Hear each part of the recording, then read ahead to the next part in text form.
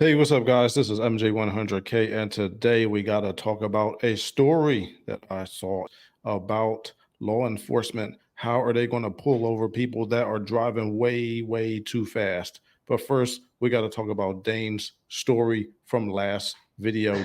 All right, so just to catch everybody up, Dane had a situation where he wanted to buy this truck off of Craigslist, and on his way to drive 3 hours to pick it up, the guy sold it to somebody else. So at the end of that video, Dane thought that he was going to call this guy and get the other guy's number to try to buy the truck off of him. So, and I thought that this was a ridiculous plan, but let's find out. Dane, what happened with the truck? Yeah, well, it was on Marketplace, but not Craigslist. But not that that really matters as far as the detail. But yeah, dealing with some scumbag who knew I was coming. Gives me this story about how his buddy drove by and couldn't believe he was selling his truck. And so, anyways, I Right. get within an hour of this guy's place after driving a handful of hours. And hey, sorry, I just sold it. I was like, hey, dude, we had a deal. What the hell, you know? I got his friend's phone number and tried tracking that whole mess down. And it went on for a day, and eventually I just got blocked. So I got nothing.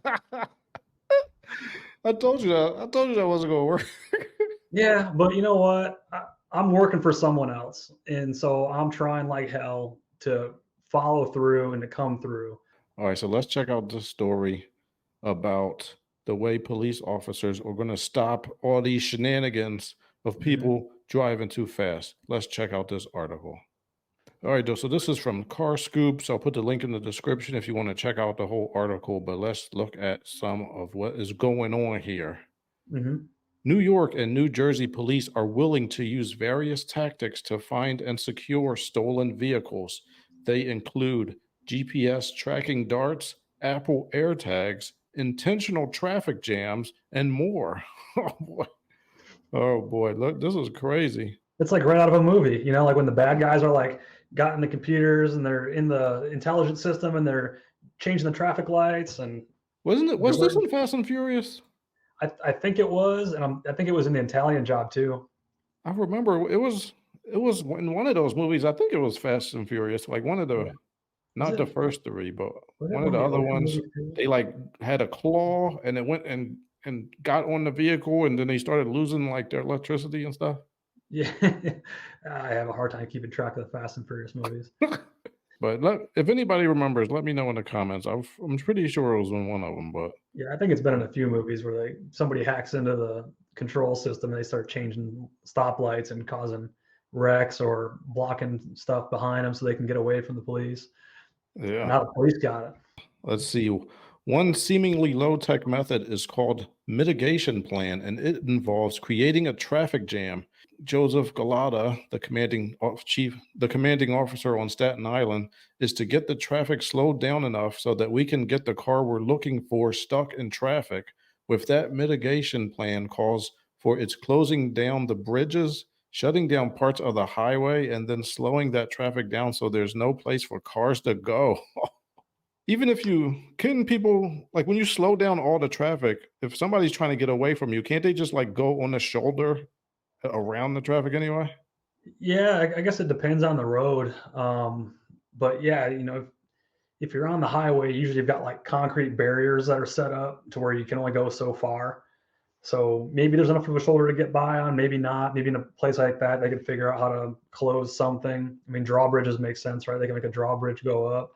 They can put stoplights at intersections to red on all sides, so that way, like the whole thing's blocked, you can't get through. Yeah, I guess there's things they can do. It sounds like sci-fi coming to reality. Yeah, this is crazy. Let's look at some other tactics. In other cases, passive technology can come to the rescue. New York City distributed free Apple AirTags to Kia and Hyundai owners in an effort to help them track down cars that could be stolen. Mhm. The region uses automatic license plate readers that can alert an officer to a stolen vehicle instead of taking days to track down suspect vehicles. We can now probably have a suspect vehicle in an hour or less. Wow. That is crazy. What do you think about this day? Yeah, it's like a more modern LoJack, right? Just a new, more modern anti-theft device. You can location of those trackers are like super accurate. Like you can know within a few feet of where somebody's going to be. And I know people do that in their own vehicles or personal belongings too, is put these Apple AirTags and things. So if something did happen, Yeah, and they hide them, right? So that way they're not easy to find. So if, I've heard of people doing that, but yeah, so I'm if like, saying like they're trying to do this in New York and New Jersey. I mhm, think the main problem they have with people stealing cars is that they don't put the people in jail that steal the cars. mhm, Like they're doing all this technology, right? So right. they do all this. They shut down traffic. They put a dart in your car. They finally get you, and then they take you to jail, and then they let you out 2 hours later, so you could do it again. Yeah, that part of the system's pretty flawed. So it seems like that's the main flaw. Yeah. Like that they keep letting them back out. Yeah. What I happened to think like cutting off their hands? I think if we just remove both their hands so they couldn't drive, then we wouldn't have to worry about them stealing cars anymore. you cut their hands off. I wouldn't do all that, but I think that they need to Well, put these kids in jail. yeah, It's mostly definitely. kids stealing cars. Yeah. Well, When it's I a was thrill, I when I guess. was growing up, there was some kids in my neighborhood that used to steal cars all the time, Hmm. and they eventually put them in juvenile detention for like a Oh, year. that's good. And like right now, they don't do that anymore. Like they catch a kid stealing the car, and then they just take him home to his parent. Yeah, that stuff's got to change. We need a hard time. That's ridiculous, man. Yeah, And it ain't stop like messing with our cars. their parents are going to discipline them. The parents ain't going to do nothing. I saw one where this kid he stole like 7 cars. He was like 15, and his Mhm. mother tried to call the police on him. Was like, he's about to come steal a car again. You better come get him. They were like, no, and he stole a car. And then they just brought him back home to his mom again. Right. I don't like that. It's ridiculous. Oh well. Looks like New York is coming up with very complicated ways to get car thieves when they probably don't need to. They could just leave people in jail for a while. Let them think Leave 'em in about it. jail. Okay, well, put yourself in the cop's shoes. Would you be using the traffic jammer technology if you were a cop trying to stop some boot dude from stealing cars or trying to, even if he's not stealing cars, what if he's just trying to run away from you? High speed pursuit, you can slow him down with traffic. Yeah, I don't know. I mean, I guess it's a good idea. I mean, it seemed like a good idea if it happens once in a while, Yeah. and when the 1 or 2 times a year it happened and it worked and they put the person in jail for a long time for Hmm. costing all this money. But it seemed like if you don't fix the other part of the problem, just letting people do whatever they want to do all the time with no consequences, Yep. all this other stuff is not going to help much anyway. The kids are going to laugh when you put them in a traffic jam. They're going to laugh when you're taking them to jail, and they're going to go back home and play Xbox. Yeah, we need to fix the back half of this process. Yeah, I mean, it seemed like a good idea, but you got to do more than that. Yeah. I'm telling you, eventually, all the cars I think are going to be on the network, and they'll just be able to take control of your car and pull it over and turn it off. Yeah, yeah, we're not far from that, unfortunately. I'm gonna keep driving old stuff with carburetors. Yeah, Yeah, leave me alone. I hear that, man. Well, I mean, you're not stealing cars, you're just getting flaked out on Facebook Marketplace. Yeah, yeah, yeah, exactly. Stop messing with cars, people. All right, so that's all we got to say about that. Dane, we got a question from the audience again, Sure. and we need your expert advice. We know Dane knows a lot about Silverados. He knows a lot about Chevys in general and GMs and Dodges and Fords. But can Dane answer a question about Hondas? Let's Oh find out. boy. Maybe. All right, this is the question. All right, so here we go. This is from Bella, and this is a question. I have the opportunity to buy a 2004 Honda CRV with 66,000 miles with automatic transmission. Seller is asking for $5,500. There's a little rust, but not much. Drives well. Option number two. The other option is a 2004 Honda Odyssey with 17,000 miles for about 11,000. Please share your thoughts. Which one would you recommend, Dane?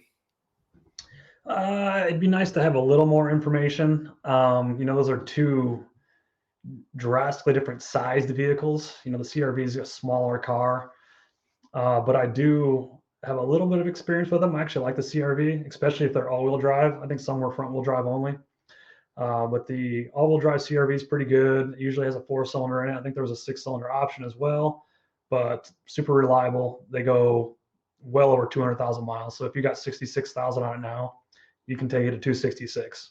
And 5,500 sounds like a fair price. So as long as everything else checks out mechanically on it, I'd say you got a lot of life left in that. If you're got kids or dogs, maybe you need the extra space, maybe go Odyssey, but I think you'd still have the same reliability with the Odyssey. You just wouldn't have the all-wheel drive. So you probably just need to make the size comparison there, and then whatever fits your budget. If you don't got 11 grand to spend, don't spend it. Buy a car cash if you can. All right, so Dane, that was close, Okay. but I have to tell you, as a former mechanic who worked at a Honda dealership, the only answer for that question is get the CRV, because that year Odyssey is a complete nightmare. Oh, is it? Oh yeah, man. So yeah, okay. So here's my answer to Bell then. Don't spend the $11,000. Get the $5,500 CRV, and you'll be happy. Yeah, there you go. Yeah, that Odyssey. Oh my gosh, and the power sliding doors have problems. The struts are known for going out. The mounts, the trans. Man, I've done so many transmissions on that generation Honda Odyssey. It's not even funny. Really? Oh man. Like every few days, I would do one when I was working at the dealership. It was a nightmare. My in-laws have got two pilots, so you're in the middle, right? You're in between CRV and the Odyssey size-wise. And those pilots, both of them, one of them went over 300,000 miles, the other one's over 200,000 miles, and still driving it. And they're in great shape, good mechanical shape, just regular routine maintenance. So another option. All right, guys. Well, that's all we got for you today. We're going to roll up out of here. Thank you for tuning in, and have a good one. Yep. See you guys.